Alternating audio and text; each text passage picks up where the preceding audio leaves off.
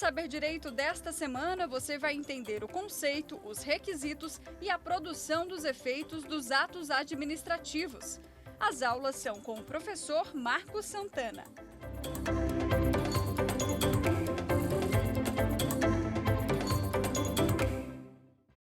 Olá pessoal, tudo bem? Sou o professor Marcos de Direito Administrativo e vamos continuar com o Saber Direito falando de atos administrativos.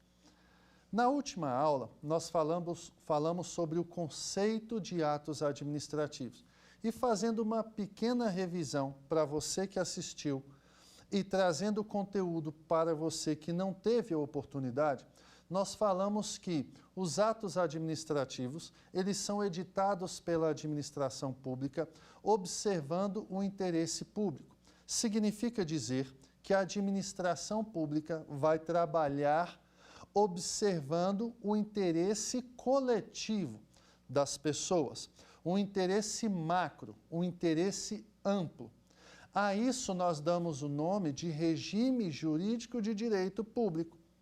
A administração pública, então, nesse regime jurídico de direito público, ela trabalha com supremacia sobre o particular.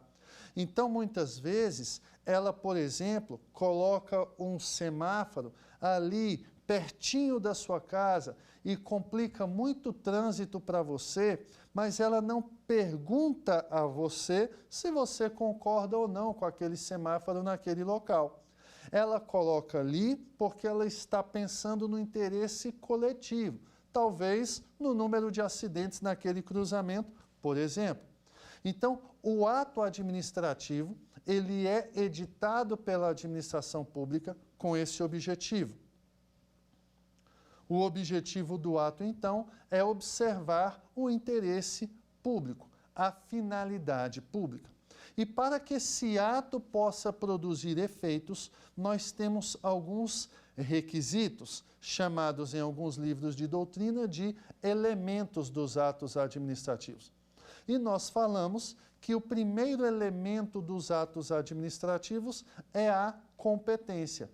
A competência é a previsão trazida pela lei, é a previsão legal de que determinado agente público é competente para a prática de determinado ato administrativo.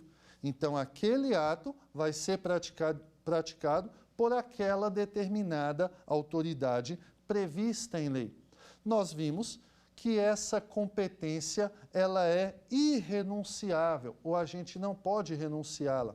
Ela é imprescritível, ela não deixa de existir pelo fato de o agente não praticar o ato administrativo durante certo período de tempo.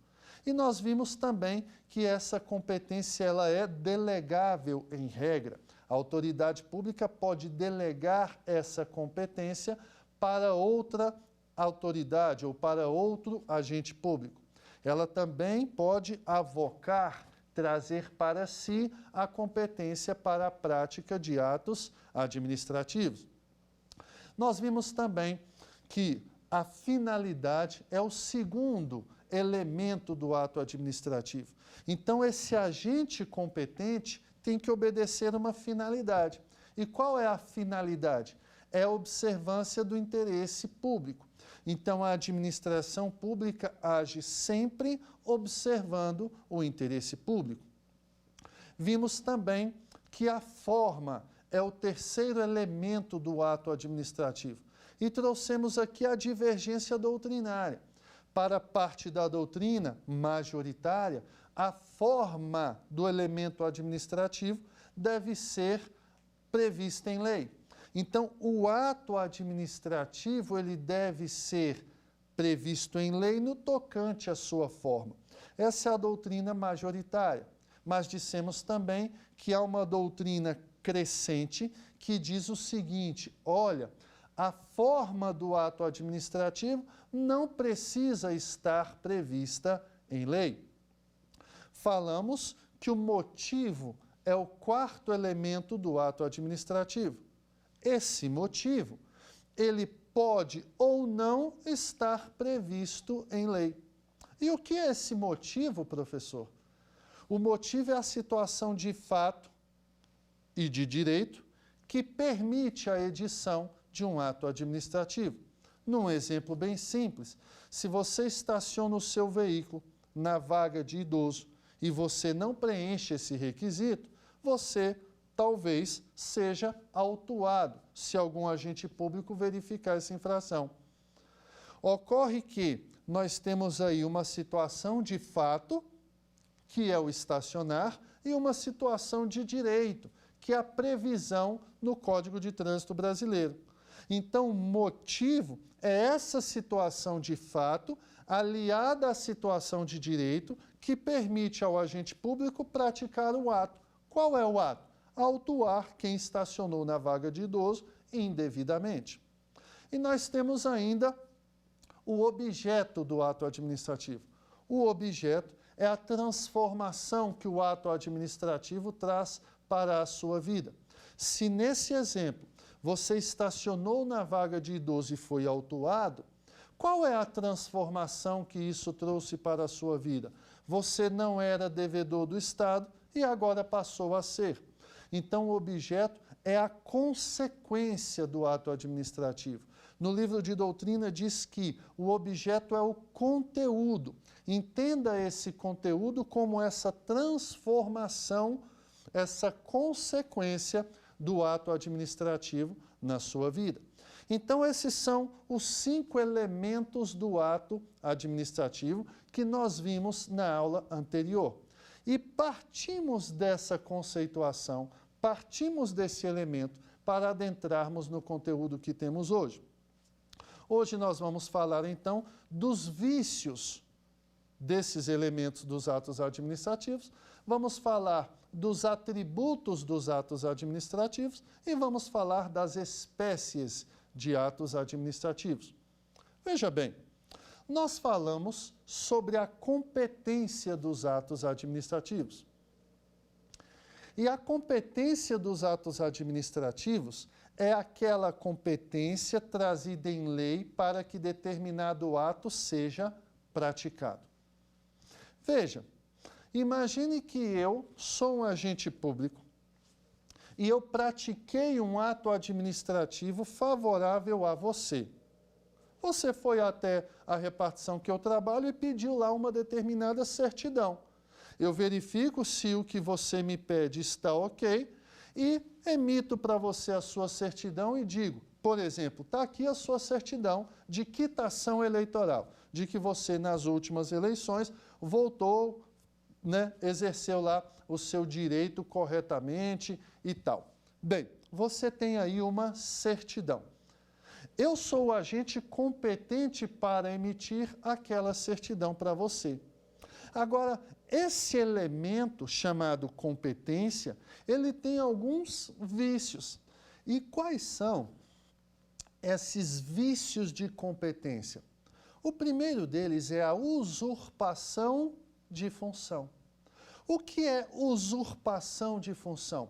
Usurpar função é praticar um ato quando você não é agente público. Esse ato administrativo ele é inexistente, porque ele foi realizado por quem não integra os quadros da administração pública. Imagine o seguinte exemplo. O meu irmão é policial rodoviário federal. E o meu sonho é ser policial rodoviário federal. Um dia, eu pego a farda do meu irmão, chego lá no local de trabalho dele, pego o bloquinho de autuações, paro um veículo e emito uma autuação, porque aquele veículo, por exemplo, está com um dos faróis queimados, Isso é uma infração de trânsito. Então, eu autuei. Perceba, eu sou um agente público? Não fiz concurso, não sou policial rodoviário federal, não sou policial estadual, nada. Eu tenho um vício de competência. Por quê? Porque aquele ato administrativo foi praticado por quem não é agente público. Então, o primeiro vício de competência que nós podemos e devemos comentar hoje é a usurpação de função. O segundo vício de competência é o excesso de poder. E quando eu tenho excesso de poder, quando eu tenho esse vício, quando eu, agente público, pratico um ato administrativo com excesso de competência. Eu até sou o agente competente para a prática do ato, mas eu me excedo. Olha o exemplo. Imagine que eu chegue lá no seu restaurante, na condição de órgão fiscalizador de vigilância sanitária, e a sua cozinha, ela não está ok. A cozinha do seu restaurante não está guardando os alimentos da forma que deveria ser. Então, os alimentos, eles estão expostos. Os alimentos, eles não estão limpos. Você percebe que aquele restaurante não está ok. Na condição de agente fiscalizador, nessa situação, segundo a lei, eu tenho que te advertir. Numa segunda fiscalização, se o problema continuar acontecendo, eu vou te multar. E na terceira fiscalização é que eu vou interditar o estabelecimento. Então, veja a ordem que a legislação determina. Primeiro, a advertência. Segundo, multa. Terceiro, interdição do estabelecimento. Só que na primeira vez que eu vou ao estabelecimento, eu já interdito. Ora, eu sou o agente competente para interditar? Sim, sou o agente competente, mas não é na primeira fiscalização. Segundo a lei, só pode acontecer na terceira fiscalização. Perceba que, apesar de ser o agente competente, eu estou me excedendo. Então, esse ato administrativo, ele não pode produzir efeitos. Por quê? Porque eu tenho um vício de competência. Perceba, eu sou o agente competente, mas naquele determinado momento eu estou excedendo o meu poder. Eu estou extrapolando a competência que a lei me dá. Então, esse é o segundo vício de competência. Qual é? O vício do excesso de poder. Então, o primeiro vício é a usurpação de função, o segundo vício é o excesso de poder. O terceiro vício é o vício da função de fato. Professor, e o que é isso? A função de fato acontece quando eu tenho um agente público que está investido irregularmente na função. Vamos imaginar o exemplo que eu realizei o concurso público, eu sou candidato, passei no concurso público, mas eu tinha que juntar o certificado de conclusão de nível superior, porque era um cargo que exige nível superior. Eu não tinha ainda a conclusão do curso superior, por exemplo, porque eu estava terminando e apresentar ainda a minha monografia. Só que eu ajuizei uma ação. E aí, nessa ação, eu pedi, olha, enquanto eu não concluo o curso de Direito, eu quero entrar no serviço público. Eu quero uma liminar nesse sentido. E aí o juiz concorda com o meu argumento. Eu estou investido no cargo, eu estou trabalhando normalmente. Mas perceba, nessa situação, eu não estou regularmente investido. Eu tenho uma liminar, uma decisão precária. Quando você vai até mim pedir uma certidão, eu emito essa certidão para você e você sai da repartição feliz com a certidão que você foi lá buscar. Agora perceba, você estando de boa fé, você não sabendo que eu estou irregularmente investido no cargo, essa certidão, em razão da sua boa-fé, ela é plenamente válida. Mas perceba, eu estou numa função de fato, porque eu não estou regularmente investido no cargo. Então, quais são os vícios de competência? Os vícios de competência que nós temos são usurpação de função, excesso de poder, também chamado de desvio de finalidade, e a função de fato. Dito isso, acerca dos vícios relativos à função, nós temos também vícios de finalidade, que é o segundo elemento dos atos administrativos. E se a finalidade da administração deve ser um interesse público, quando eu tenho vício de finalidade? Ora, quando esse interesse público não é observado. Quando o interesse público é deixado de lado para se atender um interesse particular, eu tenho um problema sério. Essa situação acontece, por exemplo, quando há um decreto de desapropriação, alegando a administração pública que vai construir naquele imóvel uma escola. Então, a administração está desapropriando o imóvel do indivíduo para construir uma escola.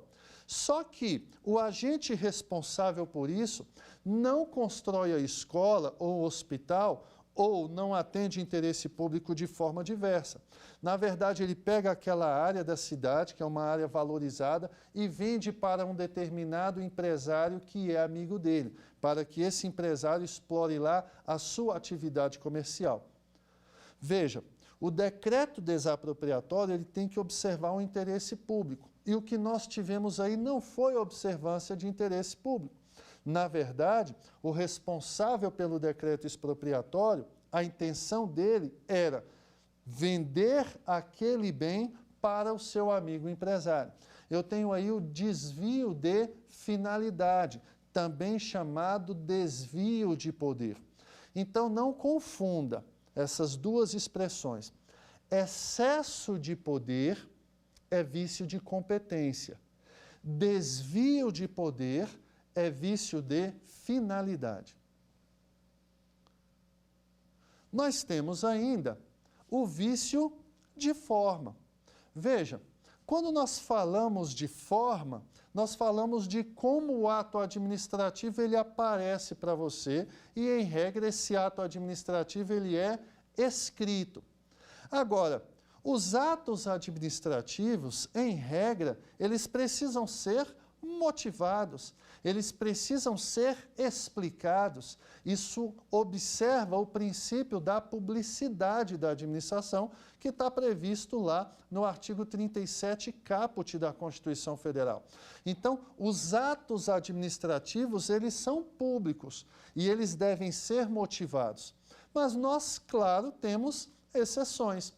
Nós já sabemos que o cargo em comissão, ou seja, o cargo preenchido por aquele que não fez concurso público, mas que é chamado para a administração pública, ele não realizou o concurso e a sua nomeação e exoneração, ela é livre.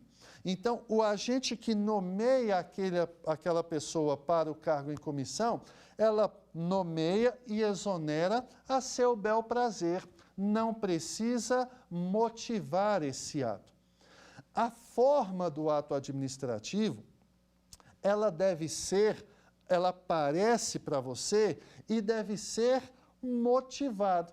Então, quando eu tenho o dever de motivar, o dever de explicar e não o faço, eu tenho um vício de forma. Vamos ao exemplo daquela pessoa que estacionou o veículo na vaga de idoso.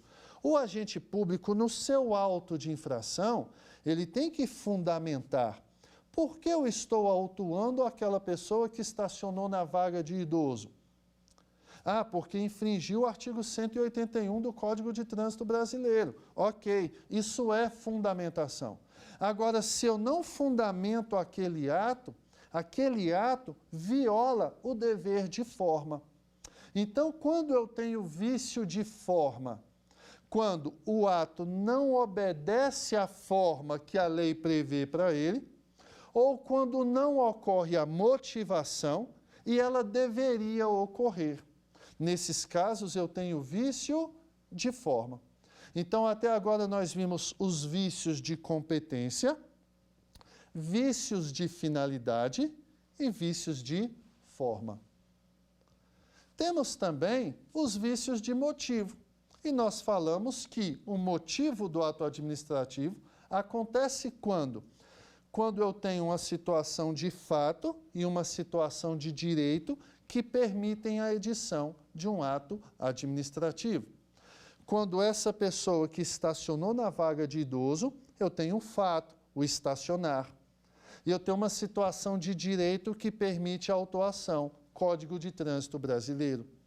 Então, quando eu tenho vício de motivo, quando a situação que eu disse, eu, agente público, na edição daquele ato administrativo, está equivocada. Um exemplo facilita a compreensão. Eu cheguei para autuar a pessoa que estacionou o veículo na vaga de idoso e, na verdade, eu disse no meu auto de infração que aquela pessoa estacionou na vaga de deficiente. São coisas diferentes.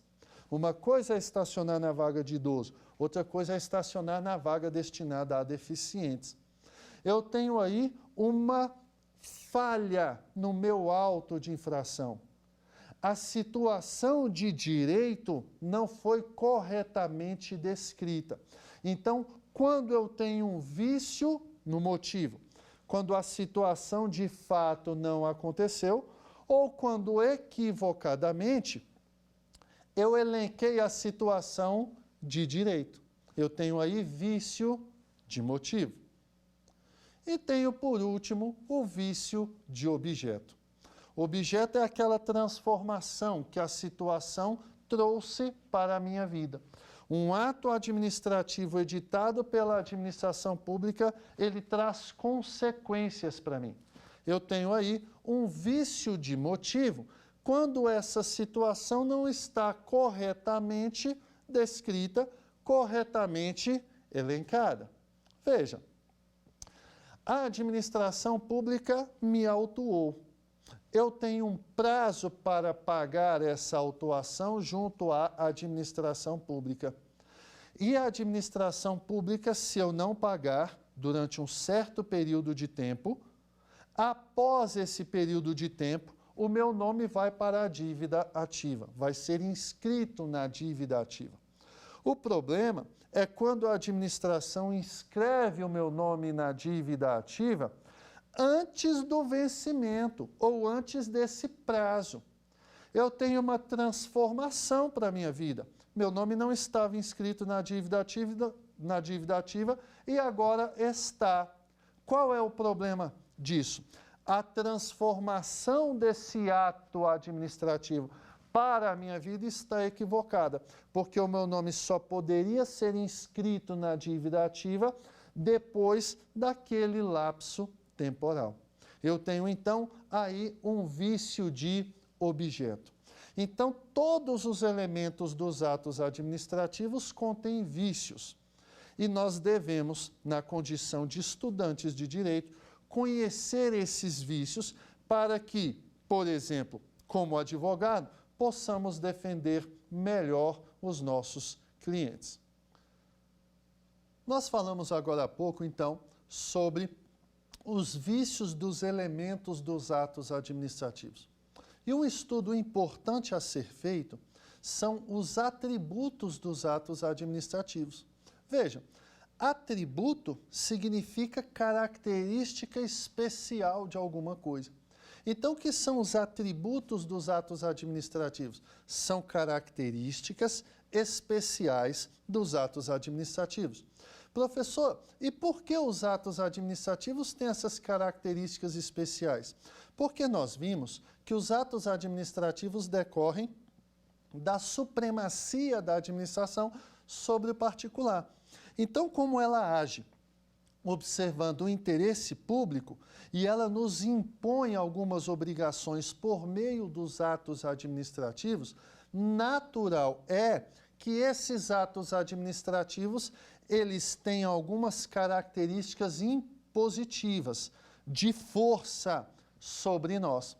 É diferente, por exemplo, de um contrato de compra e venda do seu veículo. Se você for vender o seu carro, você com a outra pessoa que está comprando esse automóvel, você vai estar numa posição paritária. Você vai estar, digamos assim, na mesma altura. Vocês vão discutir juntos a forma de pagamento, os juros, se a dívida não for cumprida, a multa pelo não cumprimento, onde esse carro vai ser entregue. Então, vocês vão discutir essas cláusulas. No ato administrativo, não. No ato administrativo, como a administração pública ela age com uma hierarquia sobre você, a administração pública ela acaba tendo uma força diferenciada em relação aos particulares. E essas características, repito, elas são chamadas de atributos dos atos administrativos. E o primeiro atributo que eu gostaria de discutir com você é o atributo da presunção de legitimidade, ou, em alguns livros, presunção de legalidade. O que significa isso? Significa que a administração pública, ela age com essa presunção de legalidade. Quando ela edita um ato administrativo, significa dizer que esse ato administrativo presume-se legal. Presume-se de acordo com a lei. Presume-se legítimo, ou seja, de acordo com os princípios da administração pública. E qual é a consequência, professor, dessa presunção de legitimidade? Até eu entendi, tudo bem. Presume-se legal. O que significa isso? Significa que é o particular que deve provar que a administração pública está errada, que ela se equivocou. Ocorre, então, o chamado inversão do ônus, ou a chamada inversão do ônus da prova. Cabe ao particular provar que a administração pública está errada. Te trago um exemplo concreto que aconteceu com a minha irmã há tempos atrás. Minha irmã estava trabalhando aqui em Brasília, ela é servidora pública e começou a chegar na casa dela algumas autuações de trânsito de várias unidades da federação, Minas Gerais, Bahia, São Paulo, Rio de Janeiro. E ela não tinha viajado nesse período. Logo ela pensou, olha, o meu carro foi clonado, preciso providenciar a anulação dessas multas. Perceba, quando as multas foram editadas, essas multas são legais, porque o ato administrativo nasce com essa característica. Ele é legal, até que se prove o contrário, e é o particular que tem que provar. Então, a minha irmã iniciou um processo administrativo nos órgãos competentes para que aquelas autuações elas fossem anuladas. Cabe ao particular provar, então, o equívoco da administração pública. Agora, essa presunção de legitimidade, ela tem uma característica interessantíssima. Ela está presente em todos os atos administrativos. Por quê? Porque isso traz celeridade. Já pensou se a administração pública pratica um ato administrativo e ela tiver que esperar a prova se aquele ato administrativo é válido ou não? A administração pública, então, quando ela edita o ato administrativo, todo e qualquer ato administrativo, ele nasce com essa característica. Então, ele já nasce produzindo efeitos. É por isso que, eventualmente, na prova de concurso, tem um item dizendo que, ou no exame da ordem, o ato administrativo ilegal produz efeitos. Sim, ele produz efeitos até que seja declarada a ilegalidade dele. Essas multas que foram aplicadas à minha irmã produziram efeitos, ou seja, a minha irmã era devedora, até o momento que ela conseguiu provar que não tinha cometido as infrações de trânsito. Tudo bem? Então, todos os atos administrativos têm essa característica. Qual é a característica? A característica da presunção de legalidade. A presunção de legalidade, em alguns livros, é chamada de presunção de veracidade. A professora Maria Silvia de Pietri, ela faz uma diferenciação e diz, olha, uma coisa é presunção de legalidade, outra é a presunção de veracidade. Significa dizer que o ato, além de legal, presume-se verdadeiro. Tudo bem?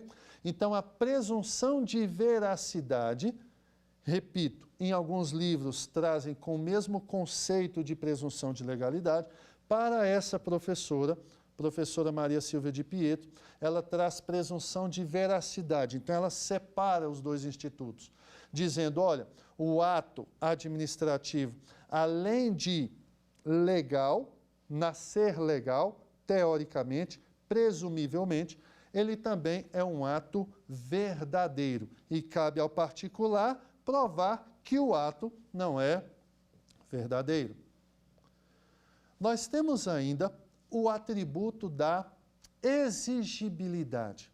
O que é exigibilidade? Acontece quando a administração pública, ela pratica um ato administrativo e, de forma indireta, ela te obriga a obedecer à legislação.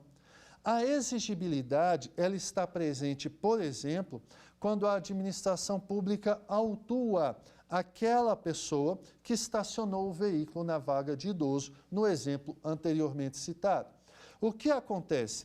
Olha, você está sendo autuado e você vai sentir no bolso para que você não cometa novamente essa infração. Então, o atributo da coercibilidade ou exigibilidade, em alguns livros, tem essa consequência, ou esse conceito, é a administração pública se utilizando de formas indiretas para que você obedeça à legislação e não estacione mais no local indevido. Agora, por vezes, o particular pensa, bem, como já autuaram o meu veículo, eu não vou retirá-lo daí. Estou chegando para um show, não tem vaga aqui perto, vou ter que colocar o carro muito distante, e como já me autuaram, eu não vou tirar o veículo dessa vaga. Bem, para isso, o Estado pode se utilizar da força. Não necessariamente a força física, mas de uma forma mais contundente para que você obedeça à legislação. Nós estamos falando do atributo da autoexecutoriedade.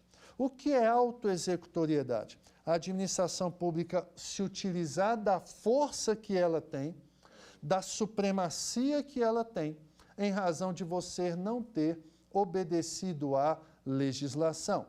Então, vamos imaginar que o agente público chegou e disse assim a você, olha, já que você me autuou, eu não vou tirar o veículo da vaga de idoso, eu vou deixá-lo aqui.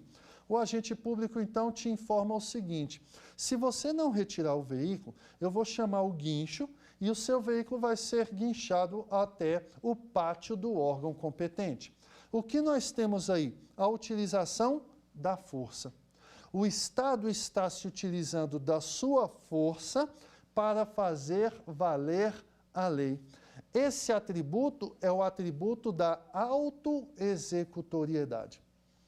Agora perceba que essa autoexecutoriedade, ela não está presente em todos os atos administrativos, porque nem sempre a administração pública vai precisar se utilizar da força.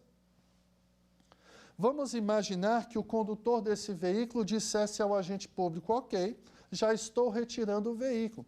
Seria necessário o guinchamento? Não seria necessário. Então, nem sempre a administração pública vai se utilizar dessa força. Perceba que essa força que a administração pública se utiliza contra nós, ela é uma força excepcional. Então, segundo a doutrina, não é sempre que a administração pública vai poder se utilizar da autoexecutoriedade. Tudo bem, professor. E quais são os casos que isso vai acontecer? Quando nós tivermos previsão legal nesse sentido, então é aquela previsão que a lei traz dizendo que a administração pública pode agir com a força necessária para fazer valer a legislação, ou em situações excepcionais, situações calamitosas. A legislação não consegue trazer todas as situações que podem acontecer no Estado brasileiro. Então, às vezes, em situações excepcionais, a administração pública vai se utilizar da sua força com base no atributo da autoexecutoriedade.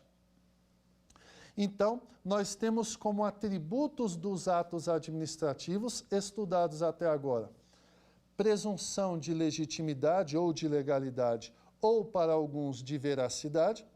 Nós tivemos a coercibilidade e a autoexecutoriedade. Mas um atributo também muito interessante estudado pela doutrina é o atributo da imperatividade. E esse atributo significa dizer, ele traz na sua essência o seguinte conceito: a administração pública ela pode impor obrigações a você, quer você goste, quer não. Porque a administração pública ela age pensando no interesse coletivo, no interesse macro, no interesse amplo, e por isso ela deixa o nosso interesse de lado. O interesse particular fica em segundo plano. Então, a administração pública ela pode te impor uma obrigação, quer você goste, quer não, com base no atributo da imperatividade. A imperatividade é o atributo, então, que preconiza o seguinte: a administração te impõe algo, quer você goste, quer não. Esse atributo da imperatividade também não está presente em todos os atos administrativos, como a presunção de legitimidade ou de legalidade, porque só vai acontecer quando tivermos a imposição dessa obrigação a um particular. Imagine que eu reformei a minha casa, fiz a pintura da fachada e agora ela está bem bonita. De repente, a administração pública chega para mim e diz: olha, sua casa é a casa da esquina. Nós precisamos colocar aqui uma placa com o nome da rua. E aí eu vou dizer: administração, eu acabei de pintar a fachada. Era meu sonho colocar essa cor. E essa placa vai atrapalhar, vai ficar muito feio. E a administração pública vai me dizer assim: cidadão, com base no atributo da imperatividade, eu vou fazer valer a minha supremacia contra você e você é obrigado a aceitar que eu coloque a placa na sua casa. Infelizmente, vai dificultar um pouquinho, a sua fachada não vai ficar tão bonita, mas eu estou pensando no interesse maior, no interesse amplo, no interesse macro, no interesse da coletividade. Então, o atributo da imperatividade tem a consequência de me impor obrigações, quer eu goste, quer não. Perceba que a imposição dessa obrigação, ela extrapola o âmbito da administração pública. A administração pública, ela impõe uma obrigação não a si, mas ao particular. Então, esse atributo é chamado também pela doutrina de poder extroverso do Estado. Extroverso porque extrapola o âmbito da administração pública. Então, poder extroverso do Estado é sinônimo de atributo da imperatividade. E nós temos também o atributo da tipicidade. Típico, no direito, é aquilo que está previsto em lei. Se nós formos ao direito penal, típico são os crimes que estão previstos no Código Penal e na legislação esparsa. Fato típico, né? O tipo penal do artigo 121.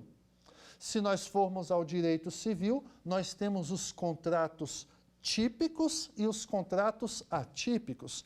Típicos são aqueles que têm previsão legal. A tipicidade no âmbito do direito administrativo é a mesma coisa. Ou seja, para cada finalidade que a administração pública tem, ela deve ter um ato administrativo previsto em lei, típico para atender àquela finalidade. Isso evita desmandos da administração. Isso evita que a administração pública possa escolher como trabalhar de qualquer jeito, violando direitos meus.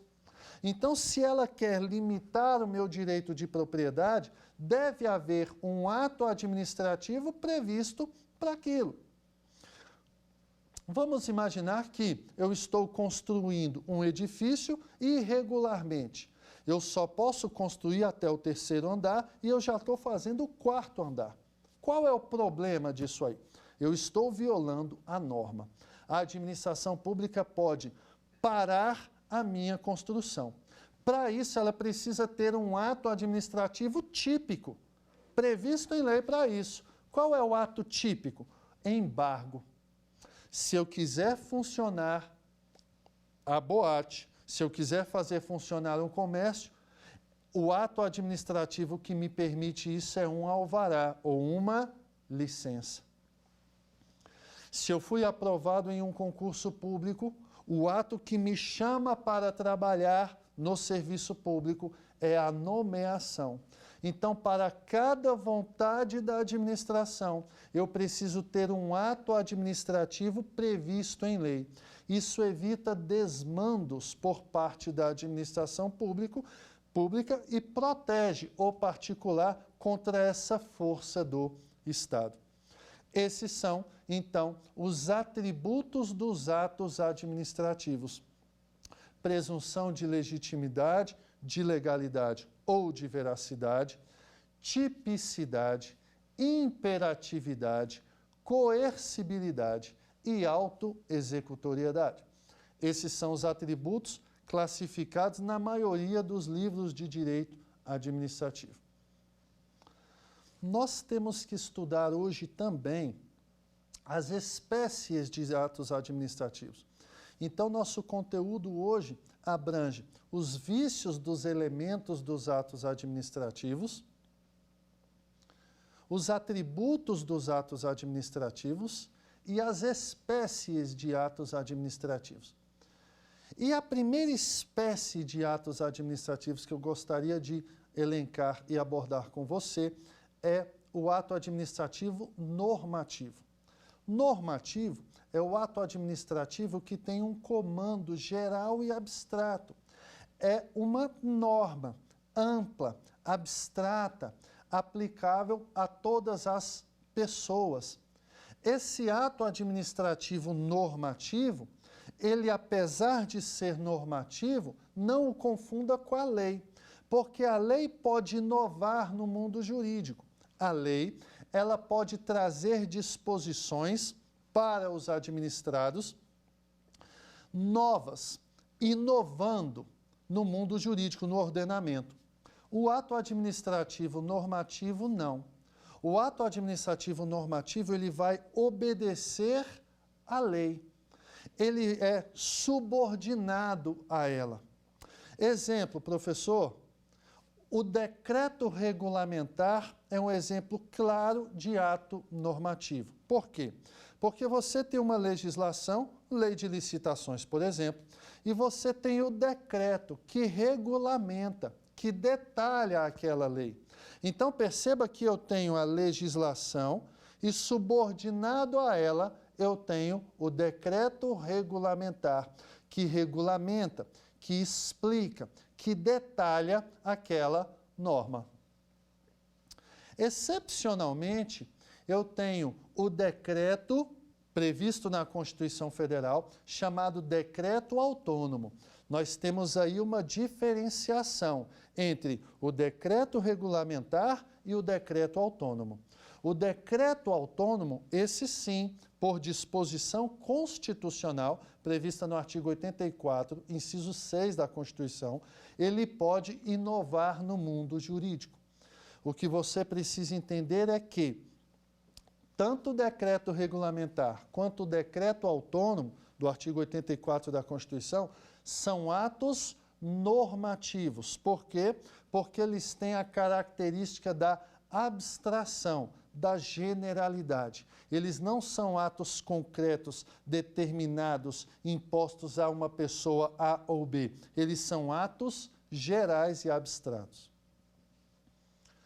Nós temos também os atos ordinatórios. Os atos ordinatórios são aqueles corriqueiros dentro da administração pública. A numeração de um processo administrativo, por exemplo, a concessão de férias a um servidor. Esses atos ordinatórios, eles estão subordinados aos atos normativos, que falamos há pouco, porque eles estão dentro de uma estrutura de hierarquia. Então, os atos ordinatórios são aqueles praticados por determinação do chefe, por exemplo. São aqueles atos administrativos que decorrem de uma verticalização, de uma hierarquia dentro da administração pública. São os atos corriqueiros. Temos também os atos administrativos negociais. E não confunda, nós não estamos falando aqui de negócios jurídicos, nós não estamos falando de contratação de particulares por parte da administração pública. Nos atos negociais, eu tenho a administração pública concordando com a vontade do particular. Então, o particular pede algo à administração pública e a administração pública concede aquilo que ele pediu. Se, por exemplo, eu vou até a administração pública e peço porte de arma para utilizar arma de fogo, a administração pública pode concordar com o meu pedido, dependendo daquilo que eu motivei, daquilo que eu expliquei para a administração pública. Se eu tenho um restaurante e eu quero ampliar a calçada, colocar mais mesas na calçada, eu vou pedir à administração pública e ela vai concordar ou não com o meu pedido. A esse ato, que ela concorda com o pedido do particular, nós temos a nomenclatura de ato administrativo negocial. Cuidado com uma coisa, há interesse público? Sim, com certeza. Quando eu aumento o número de mesas, talvez eu contrate mais pessoas, eu tenho uma circulação maior de dinheiro, e isso é importante para o Estado. Então, o ato negocial, eu tenho interesse público, mas o interesse predominante é o interesse particular. Tenho também o ato administrativo enunciativo, dentro da classificação dos atos administrativos, das espécies de atos administrativos. Enunciativo é aquele ato administrativo que emite uma opinião por parte da administração pública.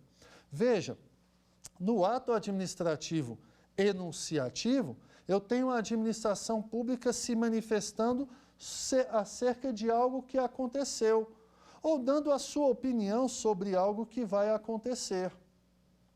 Quando o agente público apresenta um atestado médico, e esse atestado é homologado dentro da administração pública, esse é um ato administrativo enunciativo, que homologa, que concorda com o afastamento daquele servidor.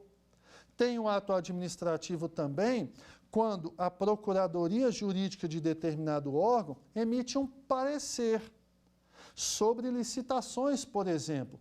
Olha, não é o caso de contratar diretamente, é o caso de licitação dispensada, é o caso de licitação dispensável. Então, eu tenho o parecer como um ato administrativo enunciativo.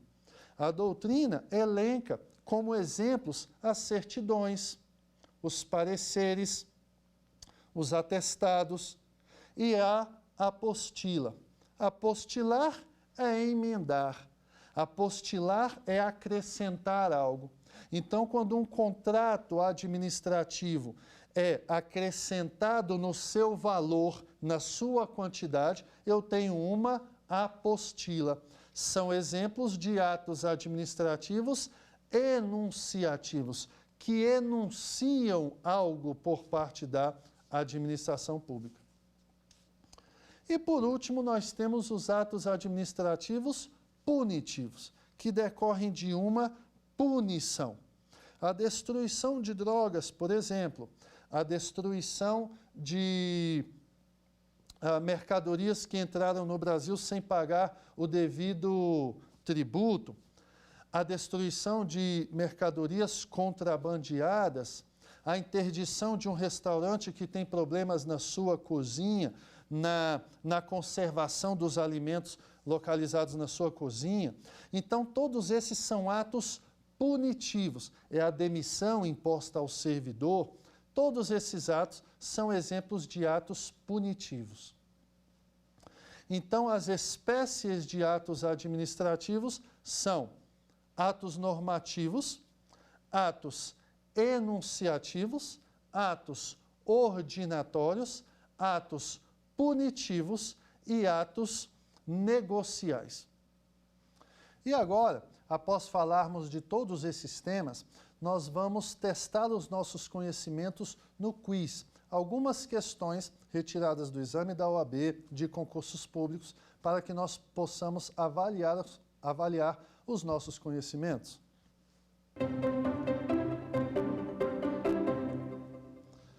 A primeira questão diz o seguinte: acerca dos atos administrativos e seus atributos, assinale a alternativa correta. Letra A. Uma das características do ato administrativo é a sua coercibilidade, em que o Estado, uma vez tendo editado o ato, pode executá-lo imediatamente, sem a necessidade de intervenção do Poder Judiciário. Letra B. A discricionariedade não é atributo dos atos administrativos. Letra C. O atributo da imperatividade é obrigatório nos atos administrativos. Letra D. Por meio da imperatividade, uma das características do ato administrativo, exige-se do particular o cumprimento do ato, ainda que esse contrarie disposições legais. A questão que nós deveríamos marcar é a letra B. A letra B diz: a discricionariedade não é atributo dos atos administrativos. E perceba, é uma questão maldosa. Nós vimos que os atributos dos atos administrativos são presunção de legalidade, veracidade, legitimidade, coercibilidade, imperatividade, autoexecutoriedade e tipicidade. A discricionariedade não está aí elencada. Então, a correta seria a letra B. Ok? Vamos à próxima questão. A próxima questão diz: assinale a alternativa correta. Os atos administrativos são dotados de presunção de legitimidade, desde que haja previsão legal específica, em observância do princípio constitucional da legalidade administrativa. B.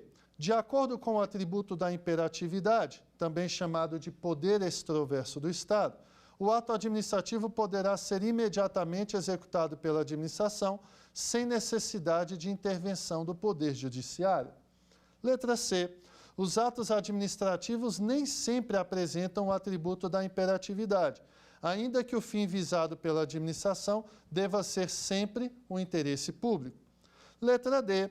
A concessão de licença para o particular construir é ato administrativo e, por consequência, ela é dotada de presunção de legitimidade, de imperatividade, de exigibilidade e de autoexecutoriedade.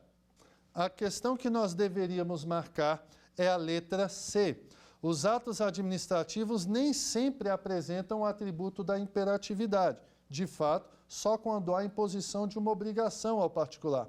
Ainda que o fim visado pela administração deva ser sempre o interesse público. Ou seja, mesmo que haja um interesse público, não necessariamente nós teremos a imperatividade. Vamos à próxima questão.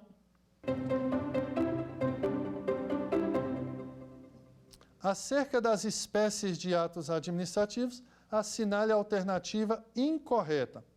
A portaria que dá exercício a um servidor empossado é exemplo de ato ordinatório. B.